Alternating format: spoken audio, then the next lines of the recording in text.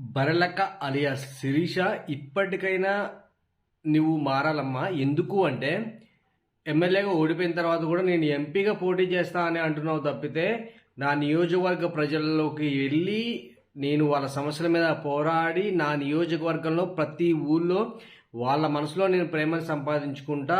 Next ఎలక్షన్స్లో వాళ్ళ ప్రేమే నా పెట్టుబడిగా చేసుకొని నేను గెలుస్తాను అనలేకపోతున్నావు. కేవలం పోటీ చేయడం మాత్రమే అర్హత, పోటీ చేస్తేనే సరిపోతుంది అనుకుంటే కాదు, పోటీతో పాటు కృషి కూడా కావాలి. కృషి కావాలి అంటే మనం పోటీ చేసే నియోజకవర్గంలో ప్రజలు మనల్ని నమ్మాలి, నమ్మేలా మనం బిహేవ్ చేయాలి, నమ్మేలా మనం వాళ్ళ తరపున పోరాడాలి. అప్పుడు మాత్రమే విజయం దక్కుతుంది తప్పితే ఎమ్మెల్యే పోతే ఎంపీ, ఎంపీ పోతే మళ్ళీ ఎమ్మెల్యే వస్తుంది, కార్పొరేట్ వస్తుంది, కౌన్సిలింగ్ వస్తుంది, ఎలక్షన్స్ వస్తూనే ఉంటాయి ప్రతి సంవత్సరము.